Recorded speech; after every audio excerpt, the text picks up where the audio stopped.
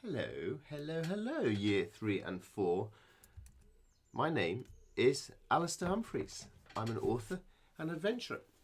So, good morning, year 3 and 4 at Burton Primary School. I've written The Boy Who Bite the World, The Girl Who Rode the Ocean. I've had some great questions from Badger's class, Rabbit's class, and Fox's class. It's 10 past 11. I'm doing a podcast interview at 30:30. And I thought, boom, I can get these questions done before then and get them sent off. So here we go. Thank you for reading my books. Thank you for sending some good questions. Let's get on with them. What inspired you to be an author and what inspired you to write adventure books? Well, the simple answer is reading. Reading other books. Reading books inspired me to want to do adventures. Reading books inspired me to want to write other books. And reading books encouraged me to go have my own adventures, and then when I came home I thought, hey, I might as well write a book about these. Which of your books is your favourite? Oh gosh. Well, The Boy Who Bite the World I'm quite fond of because that sells the most books. The Girl Who Rode the Ocean, best cover.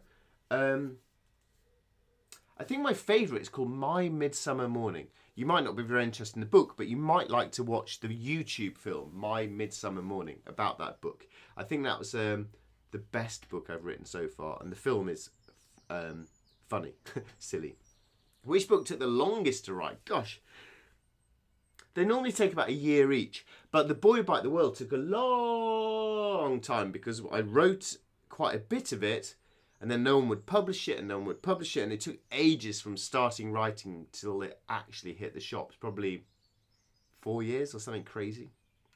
Favourite country is impossible to answer. I've been to about 90 countries, and you like different ones for different reasons. And every time I get asked this question, which is all the time, I seem to give this different sort of answer. So what I'm going to do, I'm going to look at my world map, and I'm going to try and choose a favourite country that I don't normally say. Ooh. Gosh, there's a lot of good countries in the world. Today I'm going to choose Slovenia. It's beautiful, nice weather, nice food, nice people, and maybe somewhere you don't know, but not too far away. So you can get to it for your summer holiday. You could go there on the train and experience Slovenia. Why and when did you bite the world? I bite the world just when I finished university, so I trained to be a teacher.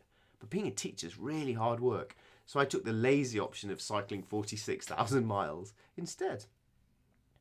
Do you actually eat banana sandwiches? Yeah, I eat loads of banana sandwiches. They're cheap, they're healthy. Because the banana's wrapped in the skin, they're clean, so you're not going to get ill from them as you sometimes can from eating dirty food in some places. So yeah, I eat a lot of banana sandwiches. Were you shocked by the baobab trees, the upside down trees? I love these trees, they're beautiful. Giant English oak trees are great, but the big upside down baobabs in Africa are beautiful, fantastic. Was it really fun to go exploring the world? Absolutely. I hope you will go explore the world as well. And also start by exploring your hometown. I reckon there is a park or a bit of woodland somewhere near to where you live that you've never been there before. So if you go there this weekend with your family, you are becoming an explorer. You can explore anywhere.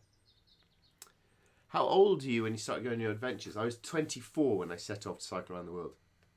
Rabbit's class, did you travel the exact route that Tom travels? Yeah, Tom's travel around the world was my journey around the world. I just turned my 4 years on a bike into a story of a young boy heading off on his adventures. Same when I rode across the Atlantic Ocean, and I turned my stories of crossing the ocean into Tom's sister Lucy going off and having her adventures. People say, are you crazy when you said you're going to bite the world? Yeah, people definitely think you're crazy when you're going to do big adventures. My answer to that might be, isn't it crazy to not do big adventures, to just go through life watching TV? That seems crazy to me. Favourite and least favourite foods? I'm really hungry actually. In fact, 15 minutes till my podcast, I'd quite like a piece of toast before. And I tell you what, in honour of you guys, if I can speak quickly enough and answer all your questions in time to make toast, I'm going to banana on toast before my podcast. Oh. Favourite food? Oh, China's good. Japan's got some good stuff. Georgia. Look up khachapuri in Georgia. You spell it K-H-A... Khachapuri. Google it. Khachapuri in Georgia. Delicious. Kind of cheese on toast for breakfast. Worst food. Oh, barbecued guinea pig. Looks like this. Dog. Not great. You probably want to know what dog tastes like, don't you? How can I explain what dog tastes like? The best way I can explain to you what dog tastes like is it tastes pretty similar to cat. Next question. Were all the characters based on real people? Yes and no. So they weren't directly exactly real people, although, for example, Peter in Ethiopia was, but they were more a mixture of lots of people. So I'd take some of the sort of good people in the world and mix them together into a single character just to simplify the book and try and get across a message. Whatever that message that person's telling you, I probably heard that from lots of different people, and I was trying to simplify it for the story. In part 2, before I set off to row the ocean, do you actually have to wait for an old lady when buying bananas? Interesting. So I did have to rush off to the supermarket to get last minute food, which was exciting but also stressful. But I think I probably exaggerated about only buying bananas and having to wait for an old lady. I think I made, yeah, the old lady, I'm pretty sure I made that up for a bit of fun. What advice would you give to someone thinking of going on a big adventure? I'd say do it. Do it, do it, do it. Yeah, of course, it's a bit scary. You're not an expert. You don't know what you're doing. It might go a bit wrong. You might fail. But you learn all of these things along the way. I've written a new book, actually, for children. It's called Against the Odds. And this is all about how not all ventures succeed. Not all things go to plan. But good stuff comes from them anyway. So even though it seems a bit scary, do it. Live adventurously. Did you get homesick? Yeah, I did get really homesick. What did I do if I felt homesick? Oh, I'd just phone my mum. It's a good thing to do in life. If you don't know what to do, phone your mum. Would you do it again? Now, I think 4 years on my own is pretty hard. You only have a certain number of years in your life. To spend another 4 years on a bike, I don't think I'd do it again. I'm very glad I did it once, but once is enough. Fox's class wants to know what it's like to cycle around the world on your own. Well, being on your own is lonely and it's boring, but it's also exciting because if a problem comes, you have to fix it and then you can feel proud. So it's a really good way of daring yourself to learn and develop. So I really think it's a good thing to do for adventures, and also it means you meet lots of other interesting people because you're not just chitter-chatting away to your friend about what life is like at home. You're out in the world looking around and talking to new people and making new friends. What was Ethiopia really like? Well, I think I described it honestly in the book. I found Ethiopia really hard. It was a really very poor country. I was cycling through areas where people had almost nothing, didn't have enough to eat, didn't have enough food, and that would make me feel really guilty. I come from England. We're a rich country with food and houses and jobs and schools, and it did make me feel guilty. But it was also a very beautiful country with fantastic music. Look up Asta Aweki. She's got some great Ethiopian music, and the food's really unusual. Look up some Ethiopian food, for example, injera, Njera, and the meals that go with that. So it's a really interesting country. All the experiences Tom had are the experiences you had. Mostly what happened to Tom happened to me. So I've already mentioned maybe I exaggerate bits for a bit of fun, like the lady in the shopping queue, or I mix some characters together. If I met 10 different people, I'd mix them into one to make the book simpler.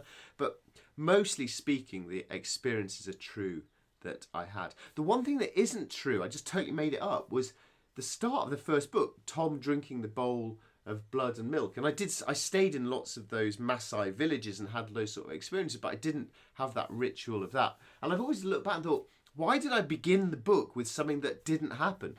Loads of cool adventures did happen. So it seems strange that I made that up. So if I could go back and write that book again, I'd still have Tom staying in the Maasai village because that was fascinating, amazing experiences to stay in those places.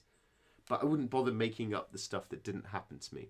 I had quite enough adventures without making them up. Did you do all 3 journeys at once like Tom? That's interesting. You have read the book, so you feel it's 3 journeys. But actually, the whole thing was just 1 journey. I cycled around the whole world in one go. I just turned it into 3 different books. But yeah, it was all just one non-stop adventure. And I turned it into 3 books because hopefully each book's a nice size for you. Also, if I wrote the whole world as just one thick book, I'd be able to charge you £9.99 for it.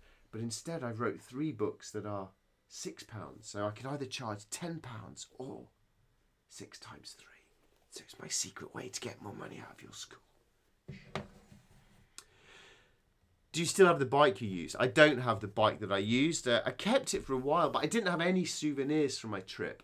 I don't like having pointless stuff in my life. We have so much junk. I just like having the happy memories. So I kept my bike for a while, but then eventually ran out of space at home. So it was really broken. I couldn't really ride it particularly well. It cost a lot to repair, more to repair than to get a new one. And it was really broken. So in the end, I chucked it in the recycling, which seems crazy. Like the big thing I went around the world on, I just chuck it in the recycling. So it's probably now been made into a Coca-Cola tin or something. Thank you so much for reading my books. Thank you for these great questions. Good luck with all of your own adventures. I hope I didn't speak too quickly. But the good thing is that by speaking quite quickly, I do now just have time to go and make myself a banana sandwich on toast before doing my podcast. Thanks very much. Bye-bye.